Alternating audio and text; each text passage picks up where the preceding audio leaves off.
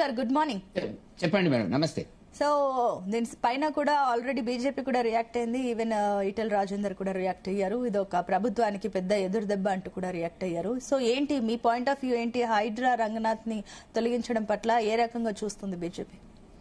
ఇప్పుడు ఒకటి మేడం, గత 32-33 మాసాలుగా ఉన్నటువంటి రేవంత్ రెడ్డి గారి వివాదాస్పదమైనటువంటి పరిపాలనలో ఇది ఒక గొప్ప అధ్యాయం. ఎందుకంటే ఆయన పాలన మొత్తం గందరగోళంగానే ఉంటది. నేను ఎక్కువగా విమర్శించను కానీ నిన్న మొన్న మీరు చూస్తున్నారు 21 సంవత్సరాలకు పోటీ చేయాలనేటువంటిది. అది కాంగ్రెస్ స్టాండా, ఆయన స్టాండా తెలియదు. జంజీ నుంచి క్రాకర్స్ పార్టీ నుంచి మేము విద్యామంత్రిని చేస్తాం. ఇప్పుడు చేరా విద్యామంత్రి ఇప్పుడు ఎవడొద్దంటున్నాడు? ఈ కాంగ్రెస్ ఎమ్మెల్యేలు జంజీ అర్హత ఉన్నటువంటి వాళ్ళు చాలా మంది ఉన్నారు కదా. నేను ఎందుకు ఈ మాట అంటున్నానంటే అది ఒక మాటల కోసం, ప్రాస కోసం, సంచలనాల కోసం రేవంత్ రెడ్డి గారు పాలించేటువంటి పరిపాలనలో ఇది ఒక భాగం.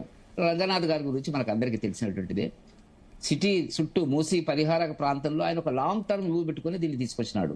ఏదో చేస్తాను, ఇది ఒక పర్యాటన కేంద్రం అవుతుంది, దాంట్లో రాజకీయ ఉద్దేశాలు ఉన్నాయి, ఎవరి కోసం చేస్తున్నాడు, రకరకాల వార్తలు మన సోషల్ మీడియాలో వస్తున్నటువంటి ఢిల్లీలో ఉండేటువంటి పెద్దల కుటుంబానికి సంబంధించినటువంటి సభ్యుల కోసం దీన్ని ప్లాన్ చేస్తున్నాడు అనేటువంటిది. ఏది ఏమైనప్పుడు కూడా పేదలకు, గుడిసెలకు, మధ్యతరగతి ప్రజలు ఈనాళ్ళ నుంచి 30-40 సంవత్సరాలుగా పరిహారక ప్రాంతంలో మూసి పరిహారక ప్రాంతంలో ఇల్లు కట్టుకుని వాళ్ళు ఏదో వాళ్ళ బాధను వాళ్ళు పడుతూ ఉన్నటువంటి పరిస్థితి లోపల ఉన్న పలంగా కూలగొట్టేటువంటి ప్రయత్నం జరుగుతుంది. ఇంతకుముందు మిత్రులు అన్నట్టుగా ఈ చట్టం అనేటువంటిది కొందరికి చుట్టంగా ఉంది, కొందరికి వ్యతిరేకంగా ఉన్నటువంటిది.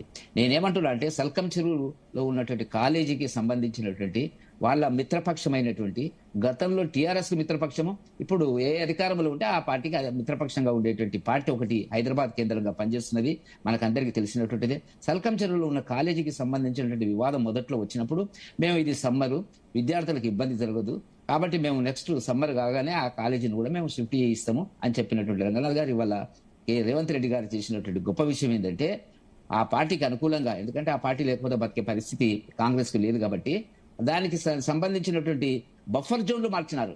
చెరువులో కాలేజీ ఉంటే బఫర్ జోన్లన్నీ మార్చి, రకరకాల హద్దులన్నీ మార్చి, చివరికి వాళ్ళ సర్వే డిపార్ట్మెంట్ తో ఇప్పించిన నోటీస్ ఇచ్చినటువంటి రిపోర్ట్ ఏంటండి? ఏమీ లేదు, చెరువులు లేదు అనేటువంటిది. ఈ స్థాయికి దిగజారినటువంటి రేవంత్ రెడ్డి గారి పాలన ఇది ఒక ముఖ్యమైన తర్కారం. అంటే డబ్బున్న వాళ్ళకు ఒకటి, వాళ్ళ కుటుంబ సభ్యులకు ఒకటి, గండిపేట చెరువులు ఎవరెవరు ఉన్నాయి, రాజకీయాలకు అతీతంగా ఎవరి నివాసాలు ఉన్నాయి, ఆవాసాలు ఉన్నాయి, ఎప్పటి నుంచి కట్టుకున్నారు, ఎట్లా ఉన్నారు, వాటి గురించి ఎందుకు చేయరు? కింద మూసి తర్వాత ఉండేటువంటి పేదలు, దళితులు, ట్రైబల్స్ వాళ్ళకి మీకు దొరికినటువంటిది, వాళ్ళ ఇల్లు కూడా కొడతారు, ప్రత్యామ్నాయ ఏర్పాట్లు లేవు. కాబట్టి ఆ పేద సమాజం మీద చేసినటువంటి ఒక దాడి అనేటువంటి దాని ఒక ముసుగు ఏంటంటే సంస్కరణ, దీనికి ఒక మొత్తం హైదరాబాద్ వాతావరణాన్ని మార్చేస్తా, ఈ మురికి నీరంతా లేకుండా చేస్తా అనేటువంటి గొప్పగా మాట్లాడుతూ చేస్తున్నటువంటి లోపల చేస్తున్నటువంటి కుట్ర ఇది రంగనాథ్ ద్వారా జరుగుతున్నటువంటిది. కాబట్టి హైడ్రాని మీరు ఇప్పుడు హైడ్రా వ్యవస్థని అంగీకరిస్తున్నారా, లేదంటే అది అనవసరం అని మీరు కూడా ఫీల్ అవుతున్నారు? ఇందాక మేము అనవసరమే కదా, అనవసరమనే కదా. ఇప్పుడు మా ముఖ్యంగా ఏంటంటే మా కిషన్ రెడ్డి గారి నియోజకవర్గము, మా ఈటెల రాజేందర్ గారి నియోజకవర్గం చుట్టూ ఇది ఆక్రమించి ఉన్నటువంటి పరిస్థితి. కాబట్టి మేము దాని మీద తీవ్రమైనటువంటి ఉద్యమం చేస్తున్నాము. ఈటెల రాజేందర్ గారు, మేము పార్టీగా అనే రాత్రుల్లో అక్కడ పడుకోవడం జరిగినటువంటిది, దాన్ని పూర్తిగా వ్యతిరేకిస్తున్నాం. పేదల పక్షాన భారతీయ జనతా పార్టీ ఉంటుంది. పేదలకు ఇళ్లను కూలగొట్టేటువంటి విషయం లోపల భారతీయ జనతా పార్టీకి మరొక రెండో ఆలోచన లేదు అనేటువంటిది మాత్రం చెప్తున్నాము. డబ్బున్న వాళ్లకు, పెద్దలకు ఈ చట్టం అనేటువంటిది ఇప్పుడు శాంతారాం కన్స్ట్రక్షన్స్ లోతుకుంటలో 40 ఎకరాలకు సంబంధించిన వివాదాస్పదమైనటువంటి విషయం లోపల కోర్టు ఇచ్చినటువంటి తీర్పును ఇమ్మీడియట్ గా అమలుపరచాలండి. దానికి లేట్ లేదు. హైకోర్టు ఆర్డర్ ఇమ్మీడియట్ గా మీకు ఇష్టం ఉన్నా ఇష్టం లేకుండా మార్చి ఒక అన్ని రకాలుగా ఆలోచన చేయగలిగినటువంటి ఒక బాధ్యత కలిగినటువంటి వ్యక్తిగా ఆ బాధ్యత. ఎందుకంటే మొత్తం టోటల్ గా ఆయన జీవో 99 ద్వారా ఏర్పడినటువంటి ఈ హైడ్రా చట్టానికి అన్ని వివాదాలే ఆయన మాట్లాడుతున్నటువంటిది.